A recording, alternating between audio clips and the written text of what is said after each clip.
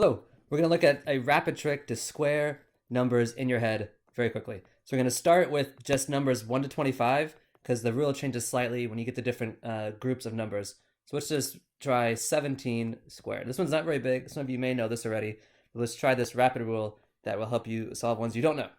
So there's 3 steps to this rule. Step 1 is you take your number and you add the ones digit to it. So you do 17 plus 7, which is 24.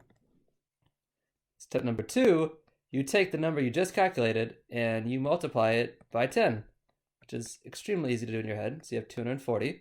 Step 3, you take the ones digit, which in this case is 7, you square it, and you get 49. Then the final step is just to add the 2 numbers that you calculated, and 240 plus 49 equals 289. And this works with all numbers through 25 here. You could try another one yourself. I'm going to actually look at some of the bigger ones. Those are the ones that may be more useful to you. So now the rule changed a little bit. If you're looking at numbers between 26 and 75. And to me, these are a very useful range. These numbers come up sometimes, and you can square them very quickly in your head. So let's take a look at, we're going to try 2 here. The first one we're going to try is 61 squared. So step 1 here is you see how far away 61 is, whatever your number is, from 25. So you do 61 minus 25. I'm going to combine this in one step, then you times by 100. So you just add 2 zeros. So that is 36, but then you add 2 zeros, so it's 3,600.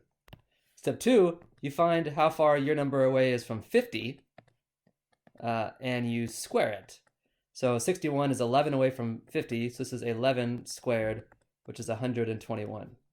In step 3, you simply take the 2 numbers you calculated and you add them up. So you have 3,600 plus 121 equals 3,721. So that is 61 squared.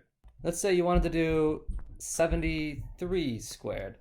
What you have to do is everywhere where you see 61, I'm going to replace it with 73. So you have 73, and you minus from 25, and then you minus it from 50 on step 2. So 73 minus 25 is 48. You times it by 100, so you get 4,800. Then you have 73 minus 50 squared. Well, notice you get 23 squared. So to find 23 squared, you're going to use the previous rule. So let's do it real quick here. It's 20 plus 3, plus 3, which is 26. And you take 26, and because there's a 2 there, you multiply it by 20, and you get 520. And then you take the ones digit, which is 3 squared, and that's 9, and you add this and this, so 23 squared is 529. And now we can finish off 73 squared. You take this, and you add it to this, and you get 5,329.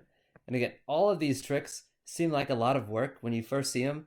You really do have to practice it on your own multiple times. Once you practice it a bunch, you can actually do this very quickly with all these numbers. And the rule changes slightly when you get to the range 76 to 125. And instead of really seeing how different the number is from 50 and 25, you're seeing how different it is from 100. And I'll post a different video on that later. Okay, that's it.